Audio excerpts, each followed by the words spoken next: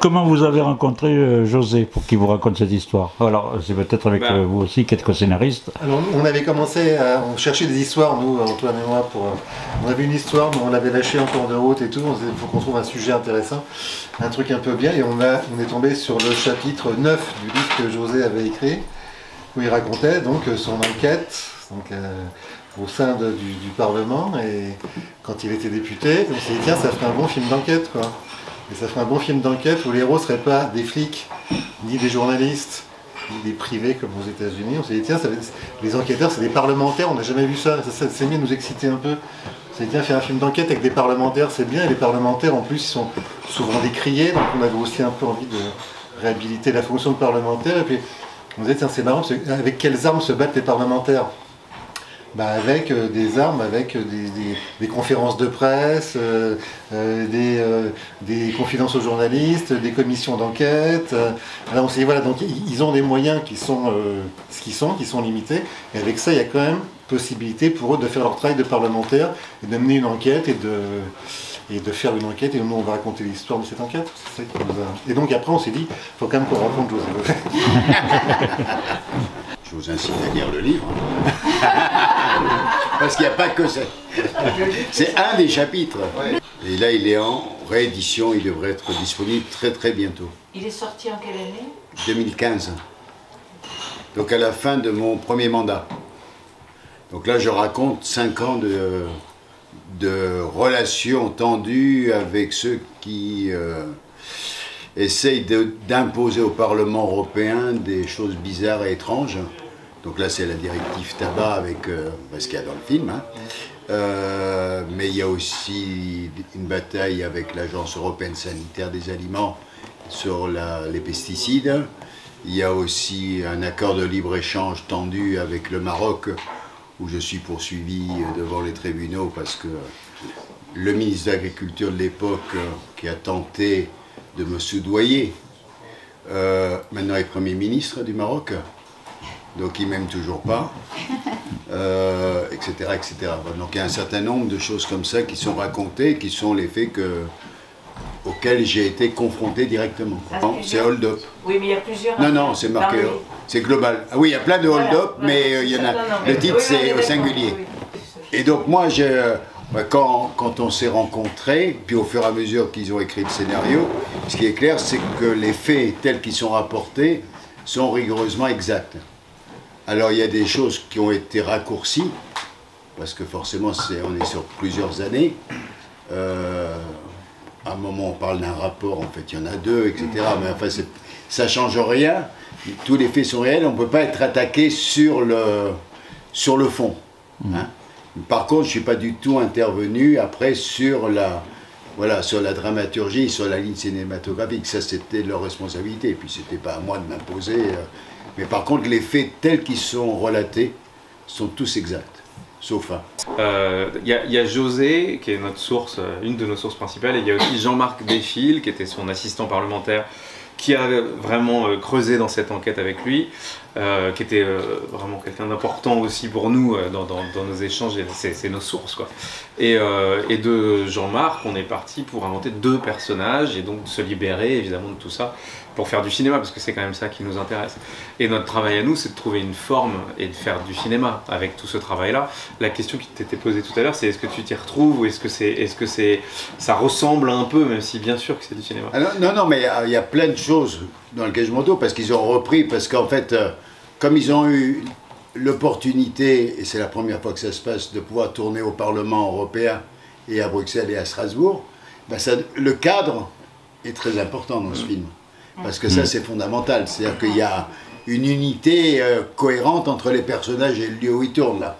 Donc là, effectivement, on ne peut pas tricher, quoi. Hein? Si on faisait ça ailleurs, tu peux toujours inventer. Là, on a des locaux qui sont magnifiques et donc on peut faire vraiment du cinéma. Oui, puis ça renforce la crédibilité. Et je pense que ça renforce la crédibilité.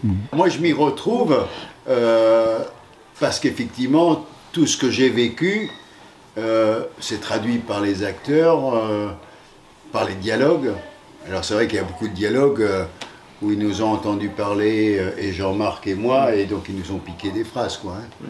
Voilà, t'es un peu co-auteur à tes dépens, d'une certaine façon. Oui, mais voilà, je suis co-auteur, je suis volontairement. Pour nous, ce qui était intéressant, c'était d'avoir un peu 3 générations pour interroger notre croyance dans le politique à tous, 20 ans, 40 ans, 60 ans, et 3 visions. Voilà. Et évidemment que c'est là que c'est intéressant, c'est dans le choc des générations, dans la candeur et la naïveté quelque part de ce personnage de Clémence quand elle arrive, et puis dans son apprentissage de ces institutions qui dysfonctionnent, et puis dans le souffle qu'elle remet à tout ça, elle les revitalise quand eux sont un peu en bout de course. Ce qui est vrai, c'est que ça prend 1 an et demi, cette affaire, comme l'essentiel de tous les combats que tu as menés. C'est des combats au long cours, donc c'était très intéressant on essayait de raconter, et c'est dur au cinéma, ça dure 1 heure et demie, de raconter l'épuisement, de trouver des creux comme ça, et de raconter le marathon que c'est. Et c'était bien d'avoir des passages de relais, c'était très important pour nous de mettre ça en place, d'avoir des relais.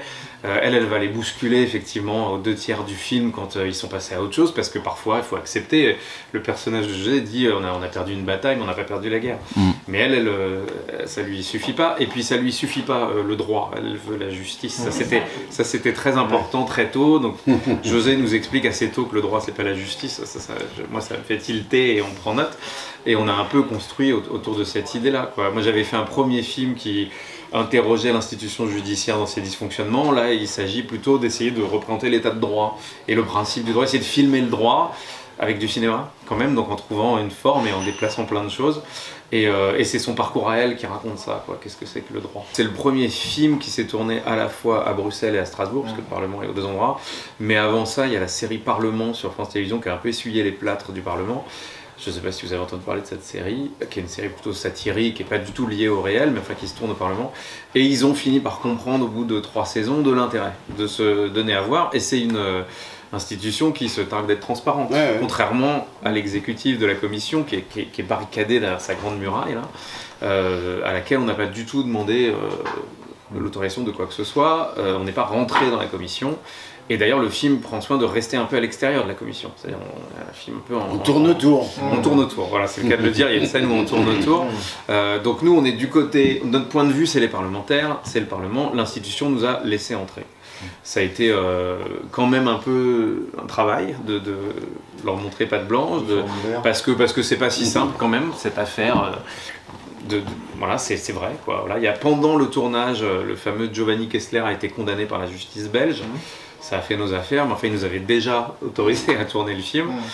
Mais évidemment que tout ça est un peu compliqué, on aurait pu ne pas avoir l'autorisation. Et alors moi, c'est plus facile à dire maintenant, mais je ne sais pas si j'aurais fait ce film, si on aurait pu faire ce film sans l'accès au Parlement. Ça aurait été curieux quand même de reconstituer le Parlement ailleurs qu'au Parlement. Enfin, ça aurait été très dommage, si vous voulez, la scène dans l'hémicycle, qui est quand même le point de mire, quoi.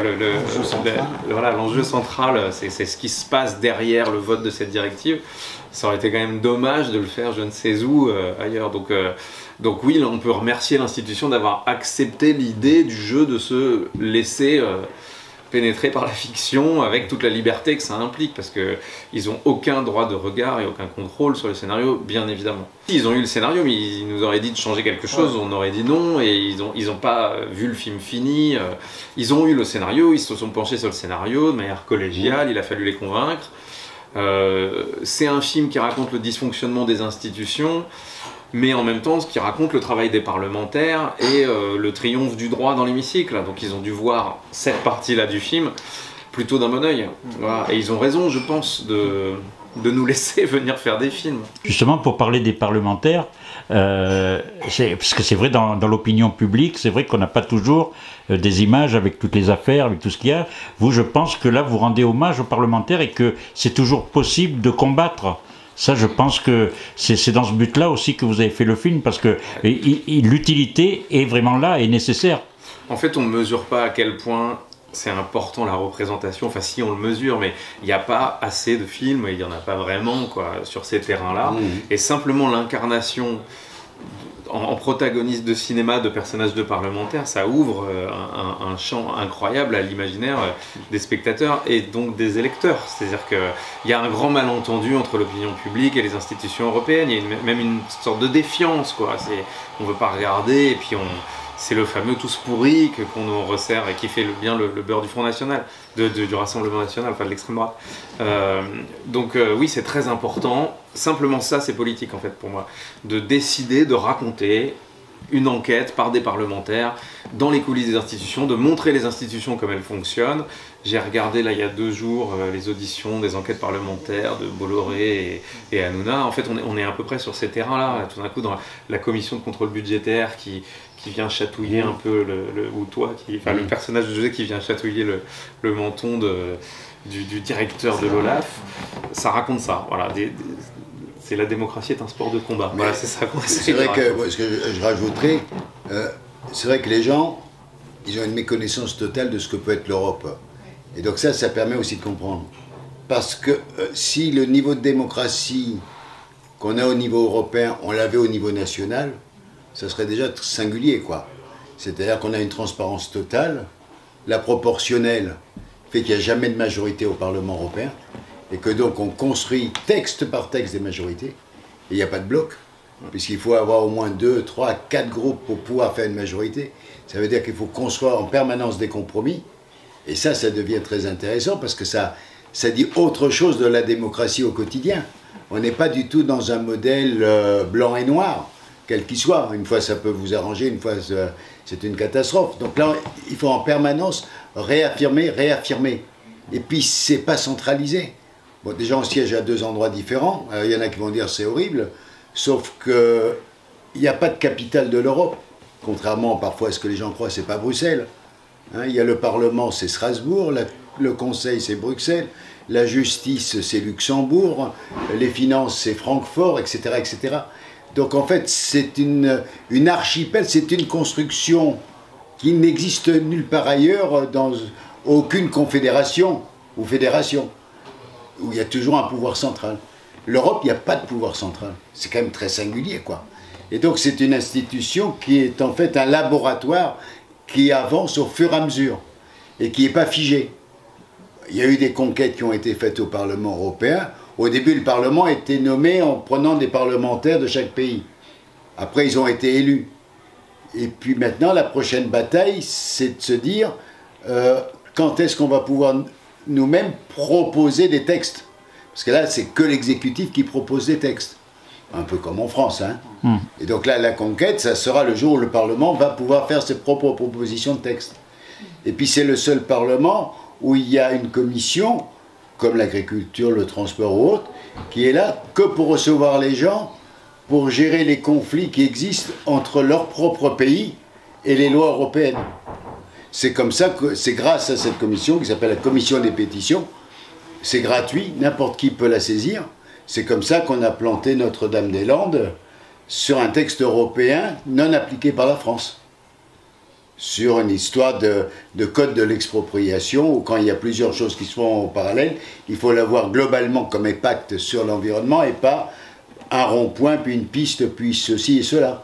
Et ça c'est la commission des pétitions. Ça, on n'a pas ça en France.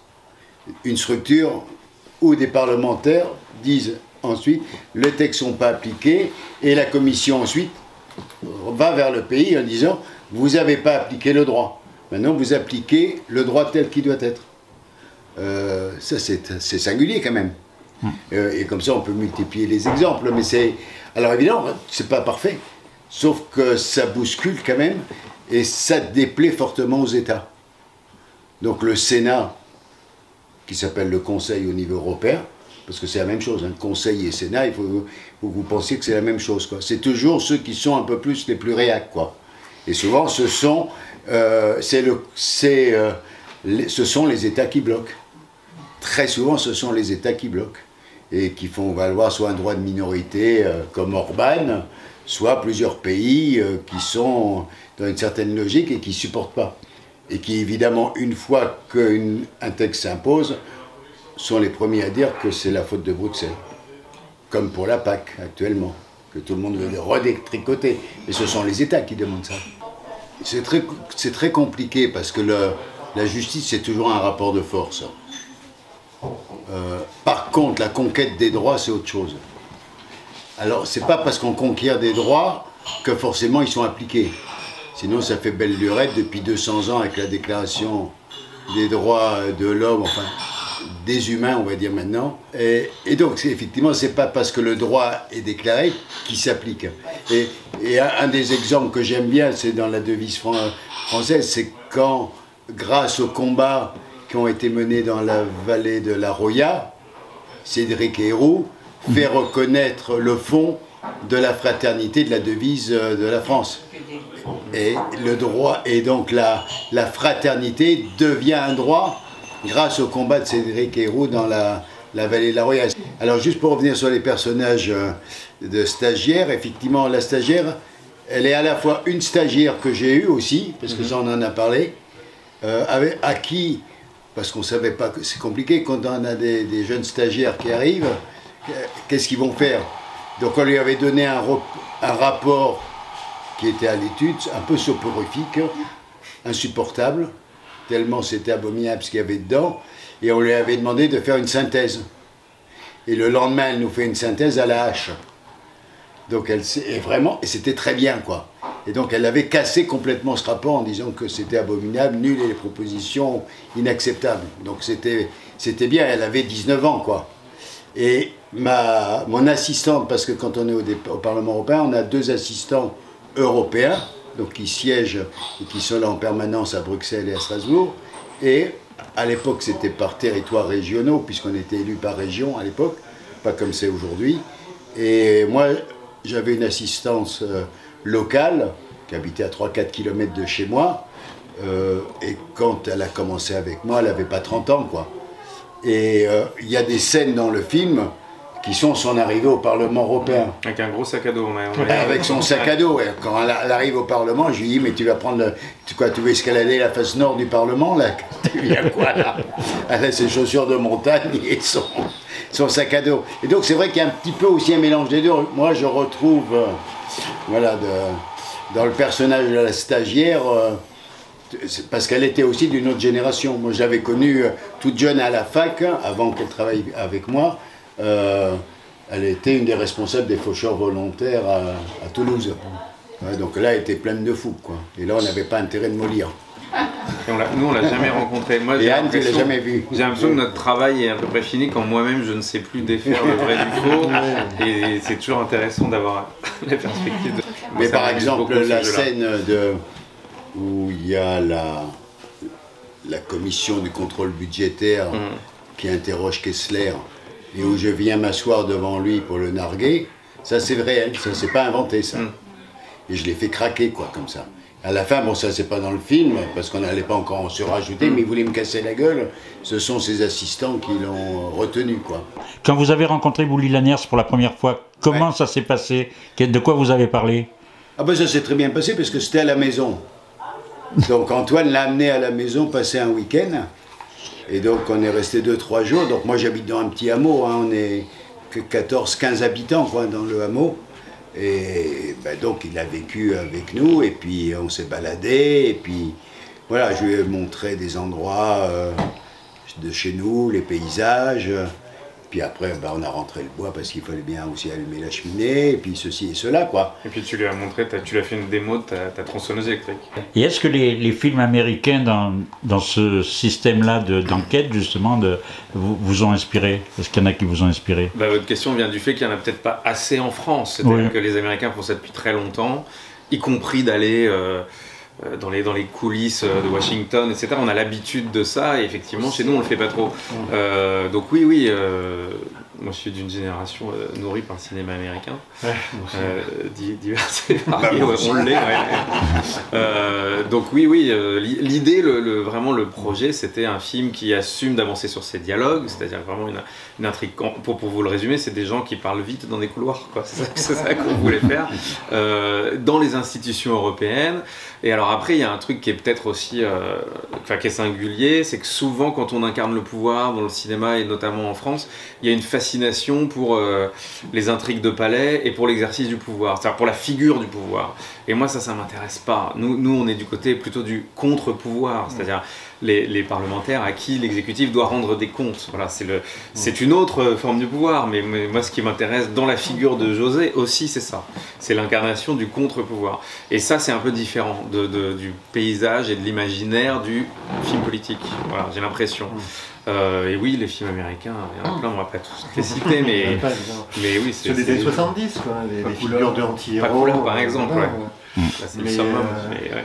Puis nous, ce qui nous excitait quand même, et puis d'autant plus quand on a eu rencontré José, c'était de raconter quelqu'un qui va mordre les mollets des hommes de pouvoir, quoi. Et ça, on dit que c'est toujours jouissif au cinéma. L'enjeu, c'est pour que l'exécutif et le président Barroso respectent la règle de droit. C'est ça le combat, c'est ça l'enjeu, c'est ça l'objectif. Et ça, du coup, c'est plus... Mais ça fait des héros. Ça fait des héros. Ouais. Et est-ce que José, justement, ne pourrait pas, par rapport à toute votre expérience, tout ce que vous connaissez, être une source d'inspiration pour d'autres futurs films sur d'autres affaires ou d'autres enquêtes? Est-ce qu'il y a de quoi? Est-ce qu'il y a matière? Ah ben, c'est à vous de lire le livre déjà, il y en a d'autres. Mais il y en a plusieurs qui ont été faits, mais à part... Parce que c'est vrai que tout ce qui a été plus médiatisé, ça a donné lieu à des images. Hein, donc c'est pour ça que le premier film dans lequel je participe à ma modeste place, parce que j'ai pas fait toute la lutte, mais j'en ai fait bien la moitié, c'est Tous au Larzac. C'était votre lutte. C'était quand même le combat premier dans lequel je veux vraiment... Et donc là, Christian Rouault a fait ce film. Et il y a des interviews, mais il y a beaucoup d'images aussi d'archives sur tout ce qui est McDo, Seattle et tout ça. Il y a eu aussi tellement d'images. Alors moi le McDo, parce qu'il n'y en avait pas beaucoup au début, mais après avec les procès et tout ce qui s'en est suivi, il y a beaucoup d'images. Donc ça a donné lieu plutôt à des documentaires, pas tellement à des fictions. Moi j'ai vu une fiction sur Seattle par exemple, mais on n'est pas dedans, c'est parce que c'est l'événement, etc. qui est filmé, mais voilà. Donc c'est vrai qu'après, c'est à des réalisateurs de voir si ça les inspire, pas forcément pour reprendre le personnage, enfin, de moi comme député ou ceci ou cela, mais peut-être une autre réflexion, quoi. Ça peut être un point de départ de réflexion. Moi, j'ai été élu sans être adhérent à quoi que ce soit, hein, et je ne l'ai jamais été. Là, et en 2014, quand je me suis représenté, on était toujours dans cette logique-là. Donc, c'était ça aussi pour moi la condition d'être élu. Hein, parce que c'est vrai que moi, j'ai beaucoup de mal avec les fonctions de parti. Déjà, le syndicalisme, parfois, ça me pesait. Alors, un parti politique, ça n'aurait juste pas été possible, quoi. J'aurais rien fait là-dedans, quoi. Et puis, alors moi j'ai un petit slogan, mais bon, c'est pas au moment des élections qu'il faut le sortir, mais je le sors quand même, c'est qu'un homme de parti n'est qu'une partie d'hommes, quoi. C'est-à-dire qu'on ne peut jamais être à 100%. Hein, donc c'est terrible, cette logique partisane qui est très compliquée à vivre. Alors, il faut avoir un état d'esprit à ça, et moi c'est pas le mien. Donc ça je sais pas faire, je suis quand même un petit peu trop libertaire pour les partis. Et le film raconte ça, hein. Le film essaye de montrer l'indépendance et la liberté de José et de ses co-députés, parce que tes assistants parlementaires, tu les appelais tes co-députés, et ils sont seuls contre tous. Hein. Si on ne vous parle pas du parti, c'est bon, il vient de répondre très bien, mais c'est aussi parce qu'il n'était pas là. Il n'était pas là sur l'affaire Dali, le parti. Ce que je trouve très bien dans ce film, c'est justement, on n'est pas là pour vendre un parti ou un autre. On voit à peu près quand même où on est globalement, mais ça ne se dit pas, il n'y a rien qui permet d'étayer une thèse ou une autre. Donc si ça donnait envie à des jeunes de s'inscrire pour aller voter, moi ça me va très bien. Ça serait déjà formidable. Et puis après, voilà, voter pour l'Europe, évidemment, c'est ça ce qu'on veut dire. Mais après, parce que j'ai souvent reçu des groupes de lycéens quand j'étais au Parlement, ou que j'invitais, parce qu'on pouvait les parrainer, puis c'est gratuit, hein. On peut faire venir des gamins de toute l'Europe, tout frais payé, tout c'est extra. Logement, tout, voyage. Et souvent ils me demandaient, mais qu'est-ce qu'il faut pour être élu ? Pour être député européen, qu'est-ce qu'il faut faire comme étude pour être député européen? Je dis aucune. Juste avoir des convictions et envie de se battre pour ses convictions. Hein, et d'avancer comme ça. Et il me dit oui, mais... Alors il y avait plein de gamins, parfois de classes difficiles. Il me dit, ouais, vous avez vu, hein, on n'est pas obligé d'avoir le bac. Hein. Alors, je dis, on peut aussi avoir le bac, je veux dire, ça ne nuit pas non plus. Hein, mais on n'est pas obligé de passer comme ça, de croire que... J'ai dit, c'est pas un métier. c'est surtout pas un métier, quoi. C'est un engagement. Vous, José, maintenant que vous n'êtes plus parlementaire, vous continuez des combats Bah maintenant, bah oui, là, parce que là, je suis rentré dans un grand combat qui est la défense du cinéma d'Antoine Rimbaud. Et ça, c'est bien, parce que c'est un combat positif, quoi. Et voilà, vous engagez toujours dans des associations ou des choses comme ça? Écoutez, après, c'est des... Oui, après, mais moi, voilà, je pense que c'est pas une... Mais c'est plutôt une façon d'être, c'est un état d'esprit, donc voilà, il n'y a pas de raison. C'est pas une question pour moi de dire de tel âge à tel âge, etc. Non, c'est une façon d'être, et ça peut arriver, peut-être que même à Gérard Mille, un truc qui va m'énerver et que je vais y aller, quoi. J'en sais rien. Et oui. Vous vous énervez facilement? Pas du tout. Non. Non, mais quand parce que c'est vrai qu'au départ, quand on vous a décrit comme quelqu'un de... Oui, mais ça c'est... Oui, donc je vais... Ah oui, la continuité des choses qui vous... non, je m'énerve pas parce que non, c'est pas mon caractère, mais je suis capable de mettre les crocs quand il faut les mettre. Oui. Et qu'est-ce qui aujourd'hui vous agace le plus? Oh, je ne sais pas s'il y a quelque chose en particulier. Parce qu'il y a beaucoup de choses qui oui, peuvent parce que agacer. bon, voilà, il y a des choses de différents niveaux. Donc c'est vrai que ce qui est en train de se passer en Ukraine, l'invasion russe en Ukraine, effectivement, pour moi, c'est beaucoup de gens ne se rendent pas compte jusqu'à où ça peut aller, quoi. Et que donc là, on est parti vraiment dans quelque chose qui peut aller très très très loin. Et donc là, c'est l'ensemble de l'Europe qui, quand même, se retrouve en première ligne. Donc comment on réagit, comment on construit l'après, là, ça va être très très difficile. Puis en même temps, il y a tout ce qui se passe autour des jeunes, là. C'est vrai que ce qui est en train de se passer est assez déroutant au niveau des lycées, des collèges, ces tabassages, ces morts. Et ça fait un lien aussi avec l'addiction aux réseaux sociaux, aux smartphones, ces jeunes sont complètement à l'intérieur de ça, et ils vivent dans un monde parallèle. Oui, ils sont déconnectés de la vie. Voilà, et c'est du monde virtuel, d'images, de textes, enfin bref, peu importe, et qui va très vite et tout ça. Et ça construit effectivement, j'ai l'impression, un cerveau très très différent, avec pas de recul direct. Et ça, j'ai l'impression que c'est toute une génération qui a été élevé à ça, et c'est vrai qu'après le Covid, après voilà, ça crée tout ça une ambiance très singulière qui fait que quelle peut être la prise de conscience pour sortir de cette addiction-là, qui est vraiment très puissante. Hein. Ah oui. Ah oui. Et qui dure plusieurs heures par jour, quoi. Oui. C'est pas. En même temps, ça atteint tous les esprits. J'ai l'impression que il y a quelque chose qui atteint le cerveau. Même en politique, hein, on voit que c'est cinglé, quoi. Oui. J'ai discuté avec des anciens et disaient, bon, il y a quelques années, les choses, il y a 30 ans ou 40 ans, les choses n'étaient pas aussi vite. Maintenant, avec les tweets ou n'importe, ou les réseaux encore plus rapides, tout prend une proportion gigantesque, et ça sert surtout les extrêmes, les populistes qui sautent sur tout, et après ils montent. On est capable en une heure de monter une espèce de mayonnaise invraisemblable qui est complètement folle, quoi. Et les rumeurs sont terribles, et tout ça crée une situation où les individus sont paumés, quoi. Oui, parce qu'on ne prend plus le temps de réfléchir finalement. Et donc on ne sait plus comment réagir, donc on se sent impuissant dans le monde puisqu'on n'est plus capable même de dominer, même l'information qu'on reçoit, on ne peut plus la dominer. Et je dirais que ça, c'est le vice suprême de ces technologies. Et donc on dit, ah oui, mais on n'est pas contre ou pour. Le problème, c'est pas tellement ça, c'est qu'à partir du moment où elle existe, elle s'emballe et elle construit le propre monde dans lequel les gens sont. Et en fait, ce monde, c'est celui de la machine et pas celui des personnes, quoi. Alors vous parliez justement de votre nouveau combat, de vous battre pour le film et le cinéma. Écoutez, je pense que c'était une très très belle expérience. Bon, après, j'ai eu plein de relations avec plein de cinéastes, parce qu'on a partagé les mêmes combats sur les droits d'auteur. Et puis même au niveau international, hein, c'était le combat qu'on a eu par exemple avec la Société des réalisateurs de films, avec Guédiguian notamment, ou toute cette bande-là de réalisateurs où on a bien essayé aussi de comprendre comment le monde fonctionnait contre la globalisation, quoi.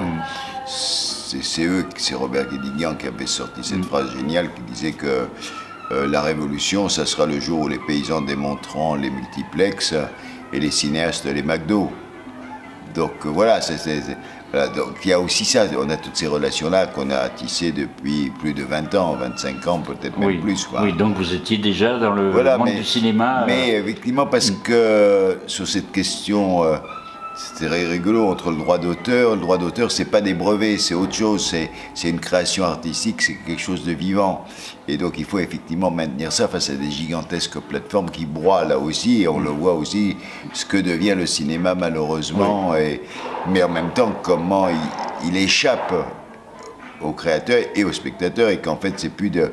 Voilà, les gens vont pas forcément dans les salles, mais ils consomment des gros machins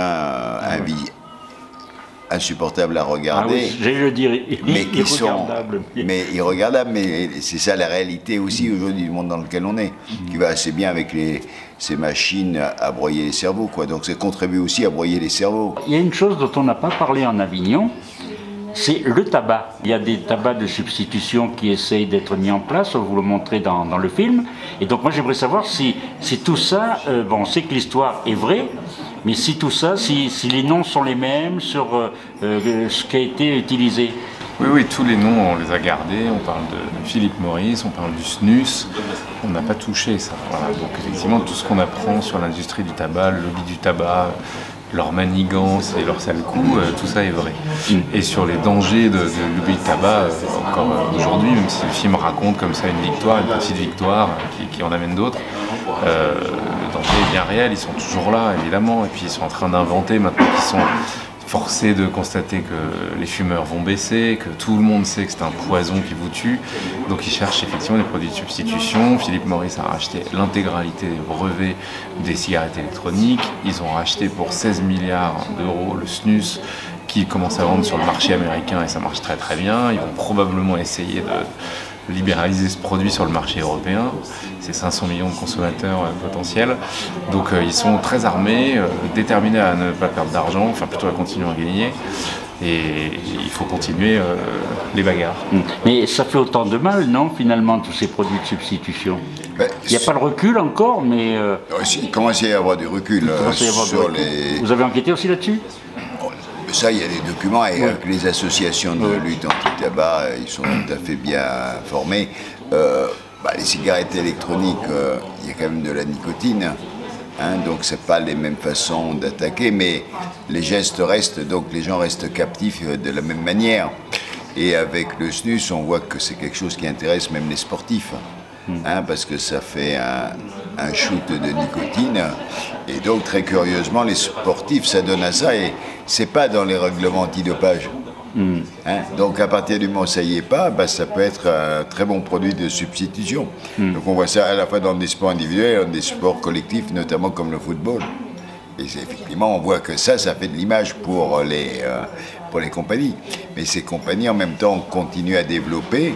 Et je dirais qu'on peut dire qu'elles sont complices de tout ce qui est aussi les narcotrafiquants.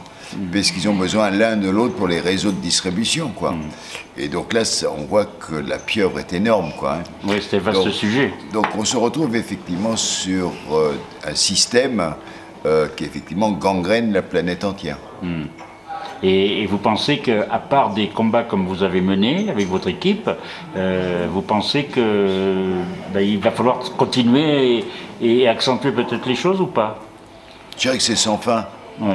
Hein, parce que quand les grands, comme tous les empoisonneurs, quand ils ne peuvent pas passer par un côté, ils passent par l'autre. Et là, c'est typiquement le cas. Là, vraiment, c'est l'exemple, ce qu'a dit Antoine sur le passage du tabac au tabac sans fumée. Donc maintenant, tout le paquet, c'est sur le tabac sans fumée. Mais ils vont continuer à vendre des cigarettes. Oui. Parce que ça vaut 5 centimes un paquet de cigarettes quand ça sort de l'usine. Donc la fraude, c'est intéressant, même s'ils ne gagnent que 5 € par paquet, c'est gigantesque en faisant de la fraude, hein, en faisant les circuits détournés. Et on fait culpabiliser le consommateur, finalement. Avec les lois qui sont passées, avec le combat que vous avez mené. Nous, on ne cherche pas à faire culpabiliser le consommateur. Non, vous non, je ne parle pas de vous, je parle justement de tout ce qui est fait, toutes les lois qui sont faites. Non, vous ne pensez pas que... C'est toujours compliqué. Moi, j'ai jamais fumé, je ne sais pas. Oui, en fait, tous les gens qui sont engagés dans la lutte contre le tabac, vous l'expliquerez, on n'a rien contre les fumeurs. C'est compliqué. Alors évidemment, les fumeurs, quand on vient avec des paquets neutres, avec des images un peu gore, etc., ça les fait culpabiliser, ça les aide pas à arrêter de fumer. Alors effectivement, il y a une espèce de discours qui revient souvent. Par contre, ces paquets-là, ils empêchent les gens de commencer à fumer. Ça, c'est très très important. Alors oui, c'est même pas les faire culpabiliser, c'est leur faire peur. C'est une communication anxiogène. Ce que disait José tout à l'heure sur le fait qu'ils se débrouillent quand on ferme la porte, ils passent par la fenêtre. Le pain béni pour eux, avec tous ces produits sans fumer, que ce soit le snus et tous les tabacs comme ça qu'on se met sous la lèvre, ou les cigarettes électroniques, c'est les arômes. Les arômes, ils n'ont pas eu le droit de les mettre dans les cigarettes. Ils ont essayé un peu avec le menthol, etc. Et là, ils ont mis des arômes partout. Pourquoi ils mettent des arômes? Parce qu'ils attaquent les jeunes. Voilà. Et c'est ça leur cœur de cible. Parce que quand vous êtes jeune et que vous commencez à fumer avant 15 ans, vous avez très très très peu de chances d'arrêter de fumer. Vous allez prendre un abonnement à vie jusqu'à la mort, puisqu'ils vous empoisonnent jusqu'au bout. Oui.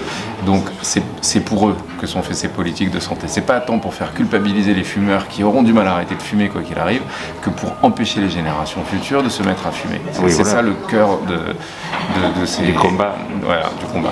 Vous fumez, vous? Non, je fume pas. Non. Et José, vous, par contre, vous fumez? Oui, mais parce que j'ai... Oui, et moi je fume la pipe, voilà. tout le monde le sait, et c'est connu. Ce qui énerve d'ailleurs l'industrie du tabac. Mais il paraît que ça fait moins de mal. J'en sais rien, et c'est pas... Mais c'est pareil. Moi, quand je me suis occupé de cette affaire, bon, c'est pas l'intermédiaire à cause du fait que le commissaire européen a été viré... parce qu'en fait, il n'était pas docile. C'est pour ça qu'il s'est fait virer. C'est pas parce qu'il voulait la modifier et gagner des sous. C'est ça la réalité. Mais je dirais que j'ai attaqué cette histoire comme j'ai combattu Monsanto pour les OGM de cette même manière. C'est-à-dire qu'en fait, il y a un mode de fonctionnement de tous ces multinationales qui vendent des poisons qui sont à peu près identiques. Et d'ailleurs, Monsanto... quand ils ont commencé à faire de la pub parce que notre combat commençait à être un peu trop fort, ce sont les avocats du tabac et les communicants du tabac qui sont venus les aider à monter les campagnes de communication. Donc c'est pas pour rien, quoi. On voit bien que voilà, ces grandes mafias, bon, parce qu'il faut dire le mot quand même, effectivement, savent très bien se donner un coup de main. Et l'OMS a commencé avec le tabac. Mais après, il a commencé à s'occuper sérieusement aussi des polluants chimiques et de tout ce qui était effectivement pesticides. Et oui. Et justement, c'est le travail d'un parlementaire, parce que là, vous rendez hommage aux parlementaires de l'Europe avec ce film-là. Donc c'est vrai que... de s'attaquer à ces sujets-là, c'est quand même important et qu'il y ait des gens qui justement mettent le doigt sur quelque chose, même si c'est jamais fini, comme le dit José. C'est jamais fini, mais ils se battent. Il faut continuer à se battre non plus, c'est jamais fini le combat non plus. Exactement. José dit souvent, en reprenant Bourdieu, la démocratie c'est un sport de combat. Voilà. Et donc oui, il ne faut jamais arrêter la bagarre. Ça peut flatter peut-être une équipe de parlementaires, de gens qui vous entourent, ça peut être flatteur de dire voilà, j'ai pas fait ce travail pour rien. Parce que c'est vrai que la politique c'est éphémère aussi. Ah ben oui, alors c'est vrai que moi je me suis jamais considéré comme voulant faire une carrière politique, ça n'a jamais été mon cas puisque j'étais paysan, puis syndicaliste. Comme ça, voilà. Et puis c'est parce que voilà, en 2009 avec Daniel Cohn-Bendit, on a décidé de faire cette liste Europe Écologie et pendant 2 mandats, j'ai fait 2 mandats. Mais c'est vrai que j'ai jamais considéré que la politique c'était une fin en soi et j'ai jamais considéré que c'était un métier. Donc voilà, donc j'étais heureux de pouvoir aussi trouver un nouveau lieu à partir duquel continuer les combats que j'avais menés aussi d'une autre manière.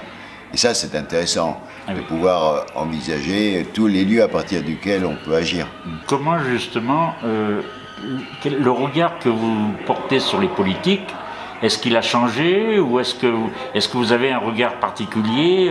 Il y en a des bons, des moins bons, par rapport au grand public, mais c'est vrai que vous, comment vous l'avez perçu? Est-ce que c'est une expérience justement d'avoir fréquenté ces gens-là et de les fréquenter toujours, parce que de toute façon, vous les avez toujours fréquentés? Exactement, donc je les connaissais avant d'être au Parlement, et là, effectivement, après, bon, on se connaît. Dans ce qui a changé, et ça je trouve ça incroyable et je trouve ça triste un peu, c'est que tant que vous n'êtes pas élu, même si vous avez été élu syndical, que vous avez mené les combats syndicaux pendant des dizaines d'années, vous n'êtes pas élu, vous n'êtes pas pris au sérieux. Le jour où on vous appelle monsieur le député, on a l'impression que le monde change. Alors vous avez changé absolument pas un mot de ce que vous dites et vous le défendez de la même manière. Et donc ça, c'est souvent les élus, à ce niveau-là, ils ont l'impression d'être un peu dans une bulle, dans une case. Donc ou on fait partie de leur monde ou on n'en fait pas partie. Et ça, c'est très dangereux. C'est parce que je crois qu'il y a de moins en moins, effectivement, aussi d'élus qui sortent du rang de la vie normale, quoi, de la société, quoi, et qui ont déjà mené des combats avant, ou des combats ou de la vie associative, ou peu importe, mais qui se sont engagés d'une façon ou d'une autre. Ils sont au cœur de l'action, quoi. Voilà, mais là, aujourd'hui, on est quand même beaucoup dans des nouvelles générations. On a l'impression qu'ils ont été moulés à la louche, quoi. C'est le même. Donc ça pose effectivement un problème, parce que ça n'incarne pas. Moi, je pense que la politique, elle doit incarner. Alors, quelles que soient les idées, qu'on soit d'accord ou qu'on les combatte, c'est pas la question, mais au moins que ça incarne quelque chose et qu'il y ait des tripes un peu là dans cette affaire, quoi. Cette bulle-là, on peut dire que vous avez tenté de la crever? Ah, je sais pas si je l'ai crevé, mais en tout cas... Non, mais tenté au moins. Ah oui, non, mais oui, je sais pas, moi j'ai fait ce que j'avais à faire comme je l'ai fait, comme je l'ai toujours fait. Alors il y en a qui détestent, d'autres qui acceptent, et puis d'autres avec qui je partage pas forcément les mêmes idées, et qui ont compris que je pouvais aussi faire des compromis, parce que c'est ça qui est important, c'est ça la grande découverte pour beaucoup de gens, j'espère qu'ils verront aussi dans le film d'Antoine, c'est qu'on peut, au Parlement, aucun parti peut être majoritaire. Donc on doit faire des compromis en permanence pour créer des majorités, sujet par sujet. Et puis on peut être d'accord sur un sujet, pas sur l'autre, et on avance. Et chaque projet est différent, et chaque projet réunit d'autres majorités. Et ça, c'est une sacrée avancée de la démocratie qui, malheureusement, en France, va être encore longue à arriver. Et oui, là, c'est au sein de l'Europe, là, donc c'est pas du tout le même contexte, quoi. L'Europe, à ce niveau-là, est une vraie école de démocratie, contrairement à notre système un peu républicain monarchiste. Tu as eu des belles surprises d'hommes? Oui, parce qu'il y a plein de gens, il y a des gens que je connaissais pas, et bon, j'ai rencontré beaucoup de personnes, quoi. Et puis surtout, avec des cultures différentes, parce que, qu'on soit allemand, danois, des pays de Finlande ou du Sud, les cultures sont pas les mêmes, les cultures politiques, les histoires sont pas les mêmes. Donc ça amène des gens avec des façons d'être ou de faire complètement différentes, mais qui, dans un cadre commun, eh ben, en fait, avec des langues différentes, sont capables de se mettre ensemble. Ça, c'est formidable. Et donc, c'est ça l'Europe aussi, quoi. Voilà, en tout cas, nous, ce qu'on espère, c'est que le public se mette ensemble aussi et parle de ce film, parce que c'est quand même une affaire de principe, et voilà, le titre n'est pas anodin non plus. Tout à fait. Merci José Bové. Merci à vous.